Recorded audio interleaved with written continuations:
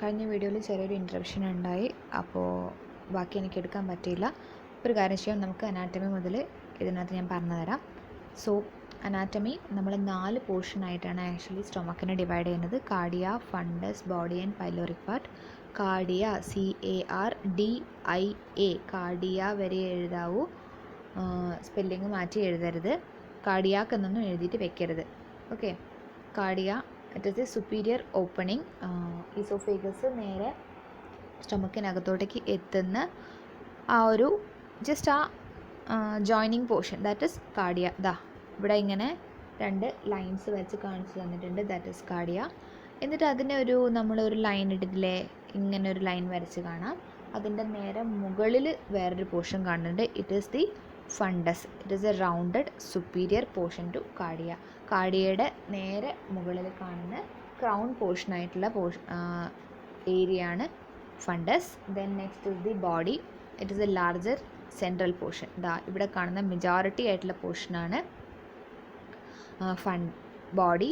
Then last is the pyloric part. Pyloric പാർട്ടിനെ നമ്മൾ again 3ആയിട്ട് ഡിവൈഡ് ചെയ്യുന്നുണ്ട്.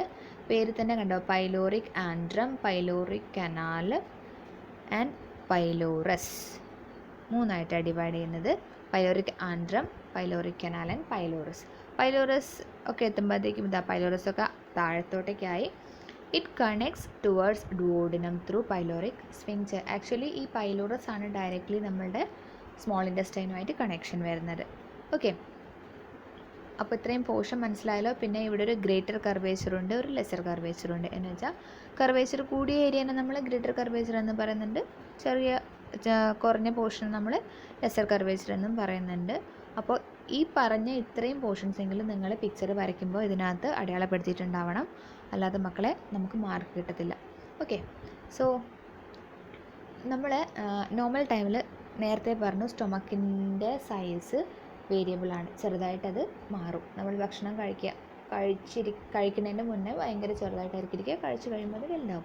അപ്പോൾ ഈ ഭക്ഷണം കഴിക്കുന്നതിൻ്റെ മുന്നേ എന്താണെന്ന് വെച്ചാൽ ഈ മ്യൂക്കോസ, നോർമൽ മ്യൂക്കോസ കുറേ ഫോൾഡായിട്ട് ഇങ്ങനെ മടങ്ങിയിരിക്കും. അങ്ങനെ കാണുന്ന ആ ഫോൾഡിനെയാണ് നമ്മൾ റുഗെ എന്ന് പറയുക, RUGAE. ഇനി നിങ്ങൾ യൂറിനറി സിസ്റ്റം പഠിക്കുമ്പോൾ അതിനകത്തും സെയിം റുഗെ നമുക്ക് കാണാൻ പറ്റും. യൂറിനറി ബ്ലാഡറിനകത്ത് ഇപ്പോഴേ ഓർത്ത് വയ്ക്കുക. Okay, so that is the റുഗെ.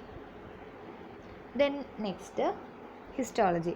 ഇത് ഇത്ര ഡീറ്റെയിൽ ആയിട്ട് പറയണം എന്താണെന്ന് വെച്ചാൽ നിങ്ങൾക്ക് ക്വസ്റ്റ്യൻ പേപ്പറിൽ ചിലപ്പോൾ ഇങ്ങനെയൊക്കെ എടുത്ത് ചോദിച്ച് കാണാറുണ്ട്. സോ കഴിയുന്നത് സ്റ്റൊമക്ക് നന്നായിട്ട് പഠിക്കാം. അപ്പോൾ ഈ പിക്ചർ നിങ്ങൾ വരയ്ക്കാൻ പഠിക്കണം, കാര്യമായിട്ടൊന്നുമില്ല, കുറേ ഗ്ലാൻഡും അതൊക്കെ തന്നെയുള്ളൂ.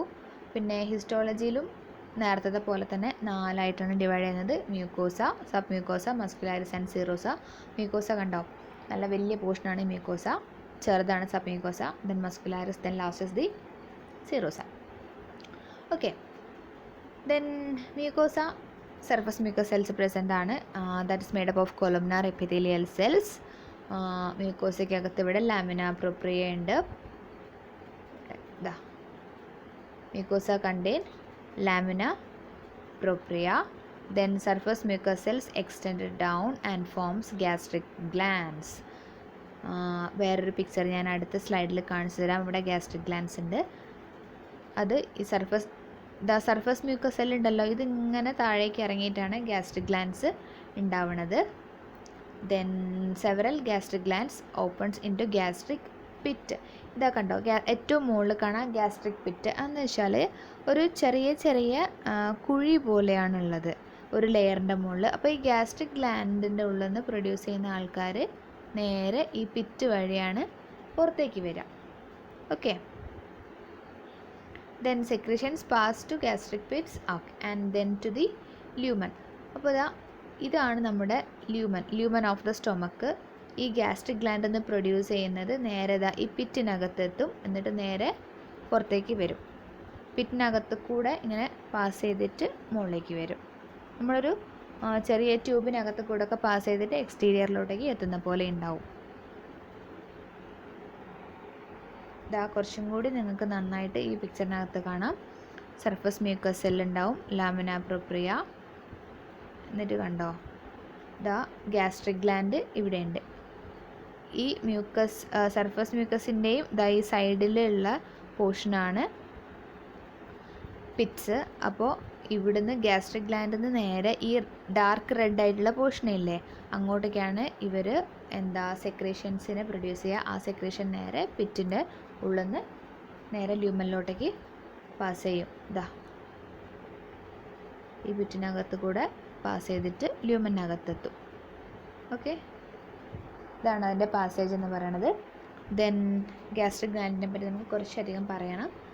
3 type of exocrine glands ആണ് നമുക്കുള്ളത്. Secrete their products into the lumen. നേരെ നമുക്ക് ല്യൂമൻ്റെ അകത്തെത്തണം. അപ്പോൾ 3 ടൈപ്പ് സെല്ലെന്ന് പറയുമ്പോൾ mucus neck cells, chief cells and parietal cells. This mucus neck cells produce mucus. Chief cells produce pepsinogen and gastric lipase. Then parietal cells produce intrinsic factor and hydrochloric acid. ഈ intrinsic factor എന്ന് പറഞ്ഞാൽ നമ്മുടെ ബോഡിയിൽ vitamin B12 അതിൻ്റെ എല്ലാം അബ്സോർപ്ഷന് വേണ്ടിയിട്ട് നമ്മൾ പണ്ട് ഇതിനകത്ത് പഠിച്ചിട്ടുണ്ടാവും, നമ്മൾ ബ്ലഡിനകത്ത് പഠിച്ചിട്ടുണ്ടായിരുന്നു intrinsic factor. With the help of intrinsic factor vitamin B12 get absorbed എന്നൊക്കെ പറഞ്ഞിട്ടുണ്ടായിരുന്നു. അപ്പോൾ ഈ ഇൻട്രിൻസിക് ഫാക്ടറിനെ പ്രൊഡ്യൂസ് ചെയ്യുന്നത് ഈ പാരൈറ്റൽ സെൽസ് ആണ്. Then it produces hydrochloric acid. ഈ 3 സെല്ലും കൂടെ ടുഗെദർ നമുക്ക് ഗ്യാസ്ട്രിക് ജ്യൂസിനെ ഫോം ചെയ്യും. അല്ലെങ്കിൽ ഈ 3 സെൽസിൻ്റെ സെക്രീഷൻസിന് ടുഗെദർലി പറയുന്ന പേരാണ് ഗ്യാസ്ട്രിക് ജ്യൂസ്. ഒരു ദിവസം നമ്മുടെ ബോഡിക്കകത്ത് 2000 to 3000 ml പെർ ഡേ ആണ് പ്രൊഡ്യൂസ് ചെയ്യുന്നത് ഗ്യാസ്ട്രിക് ജ്യൂസ്. ഓക്കെ, പിന്നെ ഈ 3 സെല്ലിനെ കൂടാതെ ഒരു സ്പെഷ്യലൈസ്ഡ് സെല്ലും കൂടി അവിടെ പ്രസൻ്റ് ആണ്. It is known as entero endocrine cells. നമ്മളിത് നേരത്തെ പറഞ്ഞിട്ടുണ്ട്. Also known as G cells. അത് പ്രസൻ്റ് ആയിട്ടുള്ളത് പൈലോറിക് ആൻഡ്രത്തിൻ്റെ മുകളിലാണ്. ആൻഡ് ഇവരുടെ ആക്ഷൻ എന്താണെന്ന് വെച്ചാൽ it produce gastrin into the blood stream. അപ്പോൾ ഇത് ഗ്യാസ്ട്രിനെ ബ്ലഡ് സ്ട്രീമിലേക്ക് പ്രൊഡ്യൂസ് ചെയ്യും. നോർമലി അത് എന്ത് ചെയ്യുന്നത് വെച്ചാൽ ഗ്യാസ്ട്രിക് ആക്ടിവിറ്റി, ടോട്ടൽ ഗ്യാസ്ട്രിക് ആക്ടിവിറ്റീസിനെ എൻഹാൻസ് ചെയ്യുകയാണ് ചെയ്യുന്നത്. Okay, they are the gastric glands. 3 normal type cells and 1 special type endocrine cells. Okay, then next is the mechanical digestion in stomach. Mechanical digestion എന്ന് പറഞ്ഞാൽ നമ്മളുടെ സ്റ്റൊമക്കിനകത്തും മൗത്തിൽ പറഞ്ഞ പോലെ മെക്കാനിക്കൽ ഡൈജഷനുണ്ട്, കെമിക്കൽ ഡൈജഷനുണ്ട്. മെക്കാനിക്കൽ ഡൈജഷൻ വെരി ഈസി ആയിട്ട് പറയുന്നൊരു കാര്യമാണ്. യു ജസ്റ്റ് ഇമാജിൻ നമ്മുടെ ഒരു സ്റ്റൊമക്ക് എന്ന് പറഞ്ഞാൽ ഒരു ബോളിൻ്റെ അല്ലെങ്കിൽ ഒരു ബലൂൺ മോഡലൊക്കെയാണ് ഇരിക്കുന്നത്. അപ്പോൾ അതിൻ്റെ ഒരു സൈഡിൽ കൂടെ മാത്രമാണ് ഫുഡ് വരുന്നത്, മറ്റേ സൈഡിൽ കൂടെ ഫുഡ് ലീവ് ചെയ്ത് പോവുകയാണ് ചെയ്യുക. അപ്പോൾ അതിനകത്ത് ഒരു ചെറിയ പെരിസ്റ്റാൾസിസ് എപ്പോഴും ഉണ്ടായിക്കൊണ്ടേയിരിക്കും നമ്മുടെ സ്റ്റൊമക്കിൻ്റെ അകത്ത്. ഇപ്പോൾ നമ്മൾ പറഞ്ഞുകൊണ്ടിരിക്കുന്നത് ഇൻസൈഡ് ദി സ്റ്റൊമക്കാണ്. അപ്പോൾ ഈ ഉണ്ടാവുന്ന പെരിസ്റ്റാൾസിസ് എപ്പോഴാണെന്നറിയോ? എവറി 15 to 20 സെക്കൻഡിലാണ് ഈ ഒരു മൂവ്മെൻറ്റ് ഉണ്ടാവുക. അപ്പോൾ എന്നിട്ട് അതിനെ നമുക്ക് മിക്സിംഗ് വേവ്സ് എന്ന് പറയാം. ആ മിക്സിംഗ് വേവ്സ് എന്ത് ചെയ്യും? സ്റ്റൊമക്കിനകത്ത് കൂടെ പാസ് ചെയ്യും. അപ്പോൾ ഇങ്ങനെ ഓരോ വിത്തിൻ 20 സെക്കൻഡ്സിൽ ഇങ്ങനെ പാസ് ചെയ്തുകൊണ്ടിരിക്കുമ്പം നമ്മുടെ സ്റ്റൊമക്കിനകത്ത് എത്തിയ ഫുഡ് ഗ്യാസ്ട്രിക് ജ്യൂസ് ഇവർ പ്രൊഡ്യൂസ് ചെയ്യുന്നുണ്ടല്ലോ, ഈ പ്രൊഡ്യൂസ് ചെയ്യുന്ന ഗ്യാസ്ട്രിക് ജ്യൂസും പിന്നെ നമ്മൾ ഓൾറെഡി പാസ് ചെയ്ത് വന്ന സലൈവയും എല്ലാമായിട്ട് പ്രോപ്പർലി എന്ത് ചെയ്യും? മിക്സിങ് നടക്കും. മിക്സ് ചെയ്തിട്ട് എന്ത് പറ്റും? ഗ്യാസ്ട്രിക് ജ്യൂസിൻ്റെ ലെവൽ കൂടിക്കൊണ്ടേയിരിക്കും കേട്ടോ. അപ്പോൾ ഒരു സെമി സോളിഡ് ആയിരുന്ന ബോളസ് ഒരു ലിക്വിഡ് ഫോമിലോട്ടേക്ക് മാറും. ആ ലിക്വിഡ് ഫോമിലേക്ക് മാറുന്നതിന് അല്ലെങ്കിൽ ആ ലിക്വിഡ് ഫോമിനെയാണ് നമ്മൾ കൈം എന്ന് പറയുക. CHYME came. ഓക്കെ, പിന്നെന്ത് പറ്റും? കുറച്ചും കൂടെ സമയം കഴിയുമ്പോൾ ദാറ്റ് ഇൻറ്റൻസിഫൈ ദ വേവ്സിൻ്റെ ഇൻറ്റൻസിറ്റി കൂടും. ആദ്യമൊക്കെ കുറച്ച് വേവ്സേ ഉണ്ടാവും, പിന്നെ വേവ്സിൻ്റെ നമ്പർ കൂടുതലാവും, അതിൻ്റെ ഫോഴ്സും കൂടുതലാവും. That intensify the waves. Then എന്നിട്ട് ഫുഡ് പൈലോറിക് സ്ഫിങ്ചറിൻ്റെ അടുത്തോട്ടേക്ക് പാസ് ചെയ്യും. പൈലോറിക് സ്ഫിങ്ചർ എന്ന് പറയുകയാണെങ്കിൽ എവിടെ എത്തി? സ്മോൾ ഇൻറ്റസ്റ്റൈനിൻ്റെ സ്റ്റാർട്ട് പോർഷനിലോട്ടേക്ക് എത്തി. പൈലോറിക് സ്ഫിങ്ചർ നോർമലി ക്ലോസ് ചെയ്തിട്ടാണ് ഉണ്ടാവുക. നമ്മുടെ ഫുഡ് അങ്ങോട്ടേക്ക് പാസ് ചെയ്യുമ്പോൾ അത് ചെറുതായിട്ടൊന്ന് ഓപ്പൺ ചെയ്യും. ചെറുതായിട്ട് ഓപ്പൺ ചെയ്തിട്ട് കുറച്ച് എമൗണ്ട് മാത്രം എന്ത് ചെയ്യും? സ്മോൾ ഇൻറ്റസ്റ്റൈൻ്റെ ഉള്ളിലോട്ടേക്ക് മൂവ് ചെയ്യും. കുറച്ച് പോർഷൻ മാത്രം സ്മോൾ ഇൻറ്റസ്റ്റൈനുള്ളിലോട്ടേക്ക് മൂവ് ചെയ്തിട്ട് ഹാർഡ്ലി 3 ml മാത്രമേ അങ്ങോട്ടേക്ക് പാസ് ചെയ്യൂ. ബാക്കി എല്ലാവരും തിരിച്ച് ഇങ്ങോട്ടേക്ക് തന്നെ വരും. അല്ലെങ്കിൽ നിങ്ങൾ കുറച്ചും കൂടി നന്നായിട്ട് വിചാരിക്കുകയാണെങ്കിൽ ഒരു റൗണ്ട് പോലെയാണ് പാസ് ചെയ്യുന്നത്. മുകളിൽ കൂടെ ഇങ്ങനെ പാസ് ചെയ്ത് പോയിട്ട് കുറച്ച് സ്മോൾ ഇൻറ്റസ്റ്റൈനകത്തോട്ടേക്ക് പോകും, ബാക്കിയുള്ളത് തിരിച്ച് നമ്മുടെ സ്റ്റൊമക്കിനകത്തോട്ടേക്ക് തന്നെ വരും. അപ്പോൾ അങ്ങനെ ഒരു സൈക്ലിക് പ്രോസസ്സായിട്ട് ഇത് നടന്നുകൊണ്ടേയിരിക്കും. എപ്പോൾ ഫുൾ ഫുഡും ഈ ഡുവോഡിനത്തിൻ്റെ ഉള്ളിലോട്ടേക്ക് പോകുന്നത് വരെ സൈക്ലിക് പ്രോസസ്സ് കണ്ടിന്യൂസ്. ഇതിനാണ് നമ്മൾ മെക്കാനിക്കൽ ഡൈജഷൻ എന്ന് പറയാം. ഓക്കെ, ഇങ്ങനെ നമ്മുടെ ഗ്യാസ്ട്രിക് പോർഷനിൽ നിന്ന് അല്ലെങ്കിൽ സ്റ്റൊമക്കിനകത്ത് നിന്ന് സ്മോൾ ഇൻറ്റസ്റ്റൈനിലോട്ടേക്ക് ഫുഡ് പാസ് ചെയ്യുന്ന പ്രോസസ്സിനെയാണ് പറയുന്നത് gastric emptying. Okay, that is gastric emptying. ബാക്കി ഞാൻ പിന്നെ പറഞ്ഞുതരാം. ഓരോരോ എംറ്റിയിങ് അങ്ങനെ വരുന്നുണ്ട്. ഓക്കെ, ഇത്രയും മനസ്സിലായെന്ന് വിചാരിക്കുന്നു. മനസ്സിലായിട്ടില്ലെങ്കിൽ മക്കൾ ഒന്ന് പറയണം. Okay, that is gastric എംറ്റിയിങ്.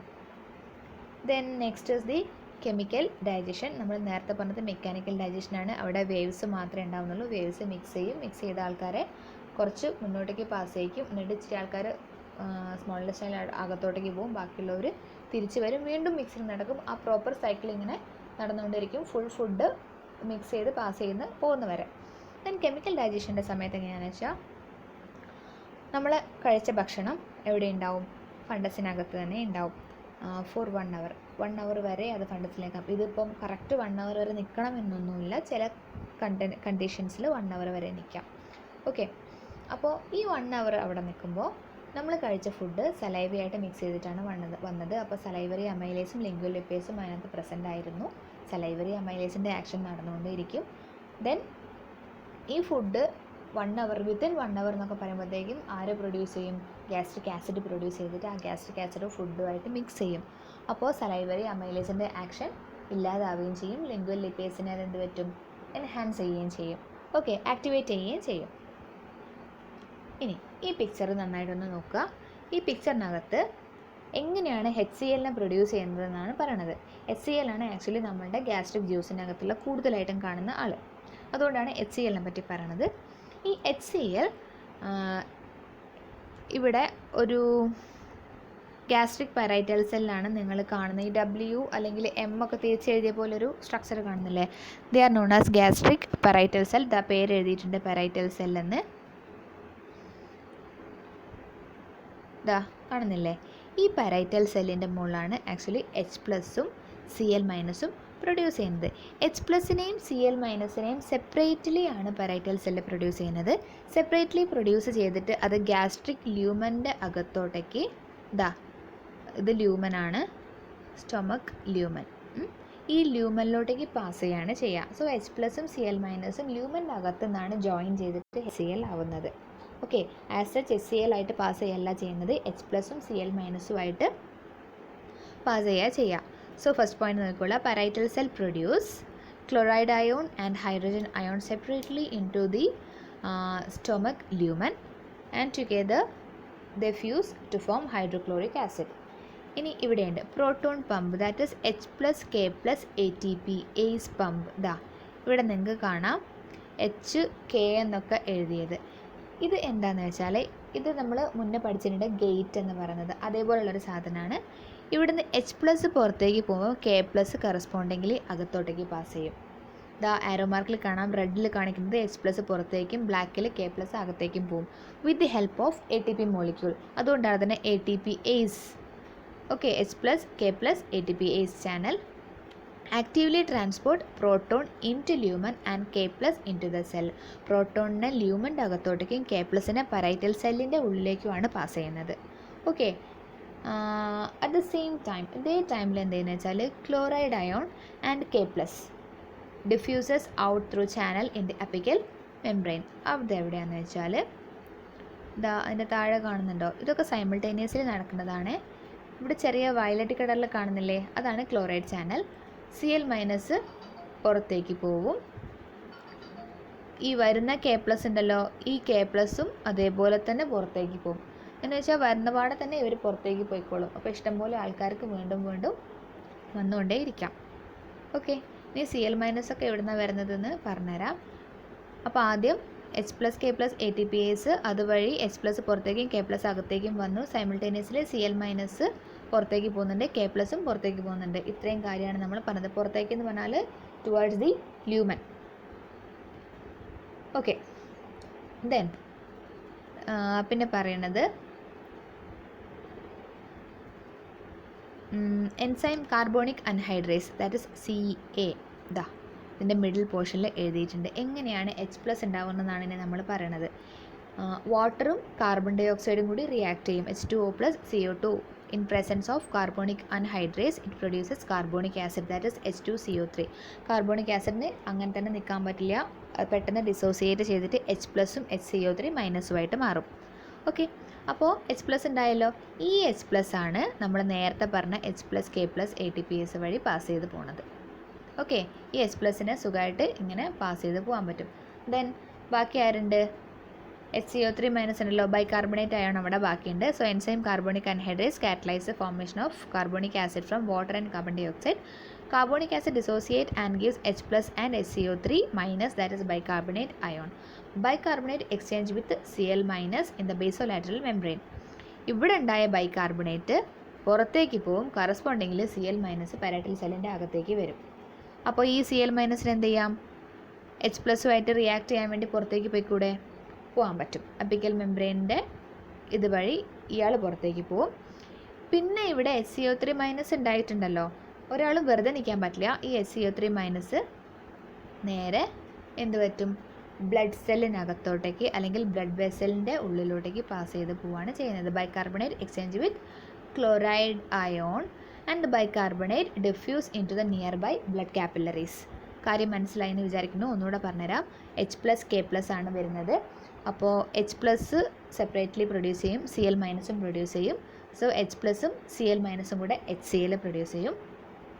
H+ ഉണ്ടാകുന്നത് എവിടെ നിന്നാണെന്ന് വെച്ചാൽ H2O and carbon dioxide, വാട്ടറും കാർബൺ ഡൈ ഓക്സൈഡും കൂടി in presence of carbonic anhydrase it produces carbonic acid and carbonic acid dissociate to form H+ and HCO3-. പ്രോട്ടോണും ഉണ്ടാവും, ബൈകാർബണേറ്റ് അയോണും ഉണ്ടാവും. ഈ പ്രോട്ടോണാണ് മോളിൽ ATPൻ്റെ പ്രസൻസിൽ പുറത്തോട്ടേക്ക് പോവുക. സൈമിൾട്ടേനിയസ്ലി K+ അകത്തേക്ക് വരും, that is H+, K+, proton pump. Then K+ അതേപോലെ തന്നെ വീണ്ടും പുറത്തേക്ക് പോവും, അവിടെ നിൽക്കില്ല, അതിങ്ങനെ സൈക്ലിക് പ്രോസസ്സായിട്ട് നടന്നുകൊണ്ടിരിക്കും. Then bicarbonate ion the H+ and HCO3- ബാക്കോട്ട് തിരിച്ചു വരിക. ഈ HCO3- സെല്ല് വിട്ട് പാരറ്റൽ സെല്ല് വിട്ടിട്ട് പുറത്തേക്ക് പോവും. സൈമിൾട്ടേനിയസ്ലി Cl- അകത്ത് കയറും.